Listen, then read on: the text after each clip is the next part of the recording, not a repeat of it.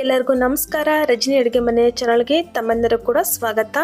ಇವತ್ತಿನ ವಿಡಿಯೋದಲ್ಲಿ ಸ್ಪೆಷಲ್ ಆಗಿ ಓವನ್ ಇಲ್ದನೆ ಎಗ್ ಪಪ್ಸ್ನ ಹೇಗೆ ಮಾಡ್ಕೊಳ್ಳೋದು ಅನ್ನೋದನ್ನು ತೋರಿಸ್ಕೊಡ್ತಾ ಇದ್ದೀನಿ. ತುಂಬ ಪದ್ರವಾಗಿ ಬರುತ್ತೆ ಮತ್ತು ಕ್ರಿಸ್ಪಿಯಾಗಿ ಕೂಡ ಬರುತ್ತೆ. ಒಂದ್ಸಲ ಈ ವಿಧಾನದಲ್ಲಿ ಟ್ರೈ ಮಾಡಿ ನೋಡಿ, ತುಂಬಾ ಚೆನ್ನಾಗಿರುತ್ತೆ.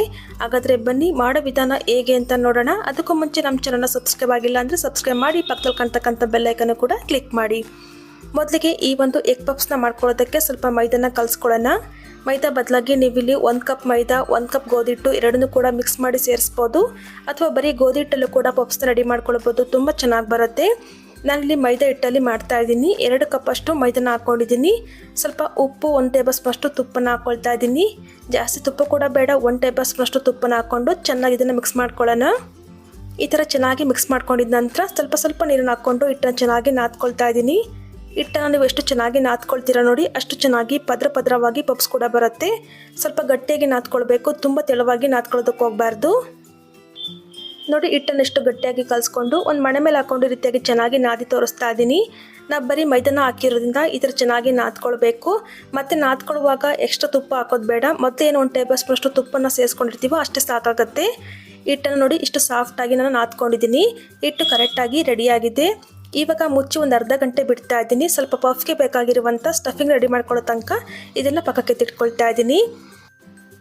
ಇವಾಗ ಎಗ್ ಪಪ್ಸ್ಗೆ ಬೇಕಾಗಿರುವಂಥ ಸ್ಟಫಿಂಗ್ ರೆಡಿ ಮಾಡ್ಕೊಳ್ಳೋದಕ್ಕೆ ಒಂದು ಕಡೆಗೆ 2 ಟೇಬಲ್ ಸ್ಪೂನ್ ಅಷ್ಟು ಎಣ್ಣೆನ ಹಾಕ್ಕೊಳ್ತಾ ಇದ್ದೀನಿ. ಎಣ್ಣೆ ಸ್ವಲ್ಪ ಬಿಸಿಯಾಗಿದ್ದ ನಂತರ ಈರುಳ್ಳಿನ ಹಾಕ್ಕೊಳ್ತಾ ಇದ್ದೀನಿ. ಒಂದು 4 ಮೀಡಿಯಮ್ ಸೈಜ್ ಈರುಳ್ಳಿನ ಸಣ್ಣದಾಗಿ ಕಟ್ ಮಾಡಿ ಸೇರಿಸ್ತಾ ಇದ್ದೀನಿ. ತುಂಬ ಸಿಂಪಲ್ಲಾಗಿ ಸ್ಟಫಿಂಗ್ ರೆಡಿ ಮಾಡ್ಕೊಳ್ಬೋದು, ತುಂಬ ರುಚಿಯಾಗಿರುತ್ತೆ. ಈರುಳ್ಳಿನ ಸ್ವಲ್ಪ ಒತ್ತಿದ್ದನ್ನು ಫ್ರೈ ಮಾಡ್ಕೊಳ್ಳೋಣ. ಲೈಟಾಗಿ ಕಲರ್ ಚೇಂಜ್ ಆಗಬೇಕು. ಈರುಳ್ಳಿ ಚೆನ್ನಾಗಿ ಫ್ರೈ ಆಗ್ತಾ ಇದ್ದಂಗೆ ಇದಕ್ಕೆ ಒಂದೇ ಒಂದು ಹಸಿಮೆಣಸಿನಕಾಯಿನ ಸಣ್ಣದಾಗಿ ಕಟ್ ಮಾಡಿ ಸೇರಿಸ್ತಾ ಇದ್ದೀನಿ. ಜೊತೆಗೆ 1 ಟೇಬಲ್ ಸ್ಪೂನ್ ಅಷ್ಟು ಶುಂಠಿ ಬೆಳ್ಳುಳ್ಳಿ ಪೇಸ್ಟ್ ಹಾಕ್ಕೊಳ್ತಾ ಇದ್ದೀನಿ. ಹಾಗೆಯೇ ಒಂದು 2 ಚಿಟಿಕೆಯಷ್ಟು ಅರಿಶಿನ ಪುಡಿನ ಕೂಡ ಸೇರಿಸ್ಕೊಳ್ತಾ ಇದ್ದೀನಿ. ಸೇರಿಸ್ಕೊಂಡು ಇದನ್ನು ಚೆನ್ನಾಗಿ ಫ್ರೈ ಮಾಡ್ಕೊಳ್ಳೋಣ. ಶುಂಠಿ ಬೆಳ್ಳುಳ್ಳಿ ಪೇಸ್ಟಲ್ಲಿರುವಂಥ ಹಸಿ ವಾಸನೆ ಆಗೋ ತನಕ ಚೆನ್ನಾಗಿ ಇದನ್ನು ಫ್ರೈ ಮಾಡ್ಕೊಳ್ಬೇಕು. ಚೆನ್ನಾಗಿ ರೀತಿಯಾಗಿ ಒಂದು 2-3 ನಿಮಿಷ ಮಿಕ್ಸ್ ಮಾಡ್ಕೊಳ್ತಾ ಫ್ರೈ ಮಾಡಿಕೊಂಡು ನಂತರ ಇದಕ್ಕೆ ಸ್ವಲ್ಪ ಸ್ಪೈಸಸ್ನ ಹಾಕ್ಕೊಳ್ತಾ ಇದ್ದೀನಿ. 1 ಟೀ ಸ್ಪೂನ್ ಅಷ್ಟು ಧನಿಯಾ ಪೌಡರ್, ಒಂದು ಅರ್ಧ ಟೇಬಲ್ ಸ್ಪೂನ್ ಅಷ್ಟು ಚಿಲ್ಲಿ ಪೌಡರ್ ಹಾಕ್ಕೊಳ್ತಾ ಇದ್ದೀನಿ. ನಾನಿಲ್ಲಿ ಕಾರಣ ಕಡಿಮೆ ಹಾಕ್ಕೊಳ್ತಾ ಇದ್ದೀನಿ. ನಿಮಗೆ ಜಾಸ್ತಿ ಬೇಕಾದರೆ ಇನ್ನೂ ಕೂಡ ಹಾಕ್ಕೊಳ್ಬೋದು. ಹಾಗೆಯೇ ಇದಕ್ಕೆ ಒಂದು ಅರ್ಧ ಟೇಬಲ್ ಸ್ಪೂನ್ ಅಷ್ಟು ಗರಂ ಮಸಾಲ, ರುಚಿಗೆ ತಕ್ಕಷ್ಟು ಉಪ್ಪನ್ನು ಹಾಕ್ಕೊಂಡು ಚೆನ್ನಾಗಿ ಇದನ್ನು ಮಿಕ್ಸ್ ಮಾಡ್ಕೊಳ್ಳೋಣ. ಊರಿನ ಕಡಿಮೆ ಇಟ್ಕೊಂಡು ಈ ರೀತಿಯಾಗಿ ಜಸ್ಟ್ ಮಿಕ್ಸ್ ಮಾಡಿಕೊಂಡ್ರೆ ಸಾಕು. ತುಂಬ ಹೊತ್ತಿನ ಫ್ರೈ ಮಾಡ್ಕೊಳ್ಳೋದು ಬೇಡ. ಸ್ವಲ್ಪ ಮಸಾಲೆಯಲ್ಲಿ ಹಸಿ ವಾಸನೆ ಕಡಿಮೆ ಆಗಬೇಕು. ಇವಾಗ ನೋಡಿ ಚೆನ್ನಾಗಿ ಫ್ರೈ ಮಾಡ್ಕೊಂಡಿದ್ದಾಗಿದೆ. ಕೊನೆಯಲ್ಲಿ ಸ್ವಲ್ಪ ಕೊತ್ತಂಬರಿ ಸೊಪ್ಪನ್ನು ಹಾಕ್ಕೊಳ್ತಾ ಇದ್ದೀನಿ. ಬೇಕಾದರೆ ಇದಕ್ಕೆ ಒಂದು ಮೊಟ್ಟೆನ ಒಡೆದು ಹಾಕ್ಕೊಳ್ಬೋದು. ನಾನಿಲ್ಲಿ ಮೊಟ್ಟೆನ ಹಾಕ್ಕೊಳ್ತಾ ಇಲ್ಲ. ಕೊತ್ತಂಬರಿ ಸೊಪ್ಪನ್ನು ಹಾಕ್ಕೊಂಡು ಚೆನ್ನಾಗಿ ಒಂದ್ಸಲ ಮಿಕ್ಸ್ ಮಾಡಿಕೊಂಡು ಸ್ಟವನ್ನು ಆಫ್ ಮಾಡ್ಕೊಂಡ್ರೆ ಆಯಿತು. ಎಗ್ ಪಪ್ಸ್ಗೆ ಬೇಕಾಗಿರುವಂಥ ಸಿಂಪಲ್ ಮಸಾಲ ರೆಡಿಯಾಗುತ್ತೆ. ಇವಾಗ ಇದನ್ನು ಪಕ್ಕಕ್ಕೆ ತಿರ್ಕೊಳ್ಳಿ. ನೆಕ್ಸ್ಟ್ ಇವಾಗ ನಾದಿಟ್ಕೊಂಡಿರುವಂಥ ಮೈದಾ ತುಂಬ ಸಾಫ್ಟಾಗಿ ನೆಂದಿದ್ದೆ, ಒಂದು ಅರ್ಧ ಗಂಟೆ ಬಿಟ್ಟಿದ್ದೆ. ಇವಾಗ ಇದನ್ನು ಉಂಡೆಗಳಾಗಿ ಮಾಡ್ಕೊಳ್ತಾ ಇದ್ದೀನಿ. 5ರಿಂದ 6 ಚಪಾತಿಗಳನ್ನು ಲಟ್ಟಿಸ್ಕೊಳ್ಬೇಕಾಗತ್ತೆ. ಈ ರೀತಿಯಾಗಿ ಉಂಡೆಗಳನ್ನು ರೆಡಿ ಮಾಡಿ ಇಟ್ಕೊಂಡ್ರೆ ಚಪಾತಿ ಲಟ್ಟಿಸ್ಕೊಳ್ಳೋದಕ್ಕೆ ಈಸಿ ಆಗುತ್ತೆ. ನೋಡಿ, ಈ ರೀತಿಯಾಗಿ 6 ಉಂಡೆಗಳನ್ನು ಕೂಡ ರೋಲ್ ಮಾಡಿ ಇಟ್ಕೊಂಡಿದ್ದೀನಿ. ಇವಾಗ ಇದನ್ನು ಪಕ್ಕಕ್ಕೆ ತಿಟ್ಕೊಂಡು ಒಂದು ಬೌಲ್ಗೆ 2 ಟೇಬಲ್ ಸ್ಪೂನ್ ಅಷ್ಟು ತುಪ್ಪ, 1 ಟೇಬಲ್ ಸ್ಪೂನ್ ಅಷ್ಟು ಎಣ್ಣೆನ ಹಾಕ್ಕೊಂಡು ಚೆನ್ನಾಗಿ ಮಿಕ್ಸ್ ಮಾಡ್ಕೊಳ್ತಾ ಇದ್ದೀನಿ. ನೋಡಿ, ಈ ಥರ ಚೆನ್ನಾಗಿ ಮಿಕ್ಸ್ ಮಾಡ್ಕೊಂಡಿದ್ದ ನಂತರ ಇದಕ್ಕೆ 1 ಟೇಬಲ್ ಸ್ಪೂನ್ ಅಷ್ಟು ಕಾರ್ನ್ಫ್ಲೋರ್ ಹಾಕ್ಕೊಂಡು ಮಿಕ್ಸ್ ಮಾಡ್ಕೊಳ್ತಾ ಇದ್ದೀನಿ. ನೀವು ಇಲ್ಲಿ ಕಾರ್ನ್ಫ್ಲೋರ್ ಬದಲಾಗಿ ಅಕ್ಕಿಟ್ಟಿದ್ರೆ ಅಕ್ಕಿಟ್ಟನ್ನಾದರೂ ಸೇರಿಸ್ಕೊಳ್ಬೋದು. ನೋಡಿ, ಈ ರೀತಿಯಾಗಿ ಗಂಟು ಇಲ್ಲದ ರೀತಿ ಚೆನ್ನಾಗಿ ಮಿಕ್ಸ್ ಮಾಡಿಕೊಂಡು ಇದನ್ನು ಕೂಡ ಸೈಡಲ್ಲಿ ತಿಟ್ಕೊಳ್ಳಿ. ನೆಕ್ಸ್ಟ್ ಇವಾಗ ಮೊಟ್ಟೆನ ಬೇಯಿಸಿ ತೋರಿಸ್ತಾ ಇದ್ದೀನಿ. ಇಲ್ಲಿ ಒಂದು 4 ಮೊಟ್ಟೆನ ಬೇಯಿಸಿ ಸಿಪ್ಪೆ ತೆಗೆದು ಮಧ್ಯಕ್ಕೆ 2 ಭಾಗವಾಗಿ ಕಟ್ ಮಾಡಿ ಇಟ್ಕೊಂಡಿದ್ದೀನಿ. ಇದನ್ನು ಕೂಡ ಸೈಡಲ್ಲಿ ತಿಟ್ಕೊಂಡು ಚಪಾತಿನ ಲಟ್ಟಿಸ್ಕೊಳ್ಳೋಣ. ಇದನ್ನು ನೀವು ಮಣೆ ಮೇಲೆ ಮಾಡ್ಕೊಳ್ಳೋಕ್ಕಿಂತ ಈ ರೀತಿಯಾಗಿ ಸ್ಲ್ಯಾಬ್ ಮೇಲೆ ಮಾಡ್ಕೊಳ್ಳಿ, ತುಂಬ ಚೆನ್ನಾಗಿರುತ್ತೆ. ಸ್ಲ್ಯಾಬ್ ಮೇಲೆ ಈ ರೀತಿಯಾಗಿ ಸ್ವಲ್ಪ ಒಣಹಿಟ್ಟನ್ನು ಡಸ್ಟ್ ಮಾಡಿಕೊಂಡು ಚಪಾತಿ ಥರ ಲಟ್ಟಿಸ್ಕೊಳ್ತಾ ಇದ್ದೀನಿ. ನಿಮಗೆ ಎಷ್ಟು ತೆಳುವಾಗಿ ಲಟ್ಟಿಸ್ಕೊಳ್ಳೋದಕ್ಕಾಗುತ್ತೋ ಅಷ್ಟು ತೆಳುವಾಗಿ ಇದನ್ನು ಲಟ್ಟಿಸ್ಕೊಳ್ಬೇಕು. ನೋಡಿ, ಇಷ್ಟು ದೊಡ್ಡದಾಗಿ ನಾನು ಲಟ್ಟಿಸ್ಕೊಂಡಿದ್ದೀನಿ. ಇಷ್ಟು ತೆಳುವಾಗಿರಬೇಕು. ಇದೇ ಥರ 5 ಚಪಾತಿಗಳನ್ನು ಕೂಡ ರೆಡಿ ಮಾಡಿಟ್ಕೊಳ್ಳಿ.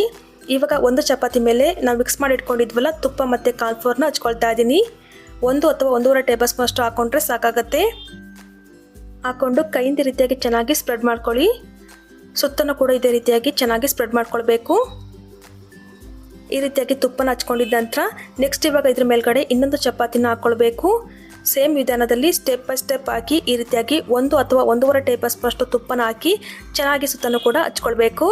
ನೋಡಿ, ಇದೇ ಥರ ನಾನು 5 ಚಪಾತಿಗಳನ್ನು ಕೂಡ ರಿಪೀಟಾಗಿ ಮಾಡ್ಕೊಂಡಿದ್ದೀನಿ.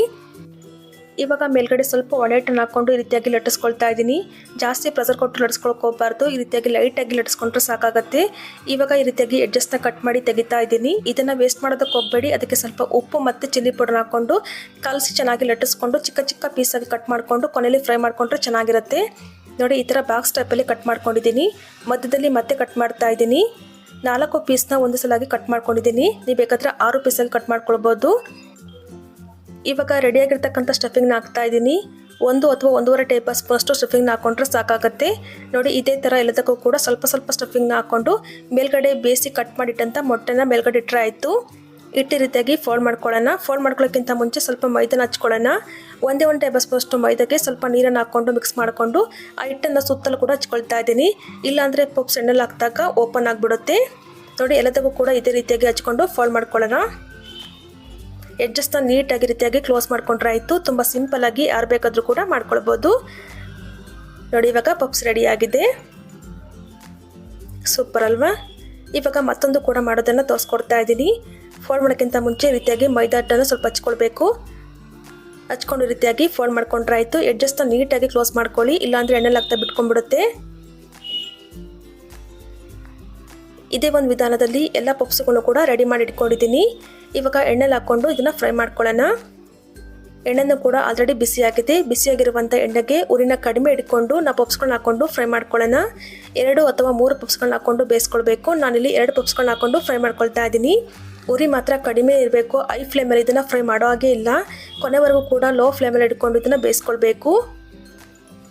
ನೋಡಿ, ಒಂದು ಕಡೆ ಚೆನ್ನಾಗಿ ಬೆಂದ ನಂತರ ಈ ರೀತಿಯಾಗಿ ಉಲ್ಟಾ ಮಾಡಿ ಹಾಕ್ಕೊಂಡು ಬೇಯಿಸ್ಕೊಳ್ತಾ ಇದ್ದೀನಿ. ಹೊರಗಡೆ ಹೋಗಿ ತಿನ್ನೋಕ್ಕಿಂತ ಈ ಥರ ಮನೇಲೆ ಮಾಡಿಕೊಂಡ್ರೆ ಎಲ್ಲರೂ ಕೂಡ ಇಷ್ಟಪಟ್ಟು ತಿಂತಾರೆ. ಸೊ ನೋಡಿ, ಫ್ರೈ ಮಾಡ್ತಾ ಮಾಡ್ತಾ ಸುತ್ತ ಇರುವಂಥ ಲೇಯರ್ ಎಲ್ಲ ಓಪನ್ ಆಗ್ತಾ ಹೋಗುತ್ತೆ. ನೋಡಿ, ಇವಾಗ ಇದು ಚೆನ್ನಾಗಿ ಫ್ರೈ ಆಗಿದೆ. ತುಂಬ ಕ್ರಿಸ್ಪಿಯಾಗಿ ಬರುತ್ತೆ. ಬೇಕ್ರಿ ತಿಂತೀನಿ ನೋಡಿ, ಅದಕ್ಕಿಂತಲೂ ಕೂಡ ಕ್ರಿಸ್ಪಿಯಾಗಿ ತುಂಬ ಚೆನ್ನಾಗಿ ಬರುತ್ತೆ. ಇಷ್ಟಾದರೆ ಸಾಕು. ನಾನು ಇವಾಗ ತೆಗಿತಾ ಇದ್ದೀನಿ.